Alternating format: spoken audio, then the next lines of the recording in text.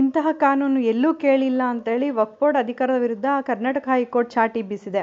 ವಿವಾಹ ನೋಂದಣಿ ಅಂದರೆ ಪ್ರಮಾಣ ಪತ್ರ ವಿತರಣೆಗೆ ಒಂದು ವ್ಯವಸ್ಥೆ ಇರುವಾಗ ಮುಸ್ಲಿಮರಿಗೆ ಮಾತ್ರ ವಕ್ಫ್ ಮಂಡಳಿ ವಿವಾಹ ನೋಂದಣಿ ಪ್ರಮಾಣ ಪತ್ರ ವಿತರಿಸುವ ಹಕ್ಕು ಪಡೆಯುವುದು ಹೇಗೆ ಸಾಧ್ಯ ಎಂದು ಕರ್ನಾಟಕ ಹೈಕೋರ್ಟ್ ಪ್ರಶ್ನಿಸಿದೆ. ಈ ಬಗ್ಗೆ ವಿವರಣೆ ಮತ್ತು ಆಕ್ಷೇಪಣೆ ಸಲ್ಲಿಸುವಂತೆ ಸರ್ಕಾರಕ್ಕೆ ಸೂಚಿಸಿದೆ. ಕರ್ನಾಟಕ ರಾಜ್ಯ ವಕ್ಫ್ ಮಂಡಳಿಗೆ ಮುಸ್ಲಿಮರ ವಿವಾಹ ನೋಂದಣಿ ಪ್ರಮಾಣ ಪತ್ರ ನೀಡುವ ಅಧಿಕಾರ ನೀಡಿರುವಂತಹುದನ್ನು ಎಲ್ಲೂ ಕೇಳಿಲ್ಲ ಎಂದು ಹೇಳಿರುವ ಕರ್ನಾಟಕ ಹೈಕೋರ್ಟ್, ಸರ್ಕಾರ ಯಾವ ಕಾನೂನಿನಡಿ ಅಧಿಕಾರ ಬಳಸಿ ಇಂಥ ಆದೇಶ ಹೊರಡಿಸಿದೆ ಎಂಬ ಬಗ್ಗೆ ಉತ್ತರ ನೀಡಬೇಕು ಎಂದು ಆದೇಶಿಸಿದೆ.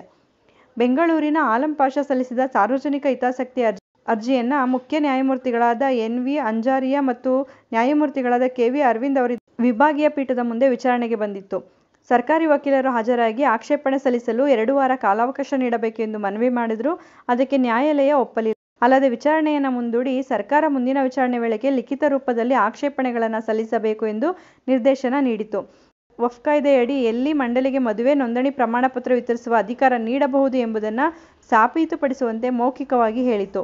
ಕಳೆದ ವಿಚಾರಣೆ ವೇಳೆ ಅರ್ಜಿದಾರರ ಪರ ವಕೀಲರು ರಾಜ್ಯ ಸರ್ಕಾರ, ಅಲ್ಪಸಂಖ್ಯಾತ ವಕ್ಫ್ ಮತ್ತು ಹಜ್ ಇಲಾಖೆ 2023 ಸೆಪ್ಟೆಂಬರ್ 30ರಂದು ಆದೇಶ ಹೊರಡಿಸಿದ್ದು, ಅದರಂತೆ ಮುಸ್ಲಿಂ ಸಮುದಾಯದವರ ವಿವಾಹ ನೋಂದಣಿ ಪ್ರಮಾಣ ಪತ್ರಗಳನ್ನು ವಿತರಿಸುವ ಅಧಿಕಾರವನ್ನು ವಕ್ಫ್ ಮಂಡಳಿಗೆ ನೀಡಲಾಗಿದೆ. ಇದು ವಕ್ಫ್ ಕಾಯ್ದೆಯ 1995ರ ನಿಯಮಗಳಿಗೆ ವಿರುದ್ಧವಾಗಿದೆ. ಹಾಗಾಗಿ ಆದೇಶ ರದ್ದುಗೊಳಿಸದಂತೆ ಮೊದಲಿದ್ದ ವ್ಯವಸ್ಥೆಯನ್ನೇ ಮುಂದುವರಿಸಲು ಸರ್ಕಾರಕ್ಕೆ ನಿರ್ದೇಶನ ನೀಡಬೇಕು ಎಂದು ಕೋರಿದರು. ಆಗ ಸರ್ಕಾರಿ ವಕೀಲರು, ಮದುವೆ ಪ್ರಮಾಣ ಪತ್ರಗಳನ್ನು ವಿತರಿಸುವ ಅಧಿಕಾರ ಮಾತ್ರ ವಕ್ಫ್ ಮಂಡಳಿಗೆ ನೀಡಲಾಗಿದೆ, ಬೇರೆ ಯಾವ ಅಧಿಕಾರವನ್ನು ನೀಡಿಲ್ಲ ಎಂದು ಸಮಜಾಯಿಷಿ ನೀಡಲು ಮುಂದಾದರು.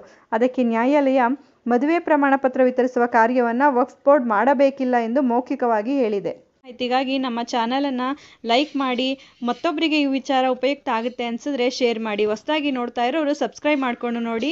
ಕಾನೂನಿನ ಜ್ಞಾನ ಪ್ರತಿಯೊಬ್ಬರಿಗೂ ಉಪಯುಕ್ತ ಆಗುವಂಥದ್ದು. ಬಿಡುವಿನ ಸಮಯದಲ್ಲಿ ಇಂಥ ಉಪಯುಕ್ತ ಮಾಹಿತಿಗಳನ್ನ ತಿಳ್ಕೊಳ್ಳೋದು ಪ್ರತಿಯೊಬ್ಬರಿಗೂ ಉಪಯುಕ್ತ ಆಗುತ್ತೆ ಅಂತ ಹೇಳಿ ಭಾವಿಸ್ತೀನಿ. ಧನ್ಯವಾದಗಳು.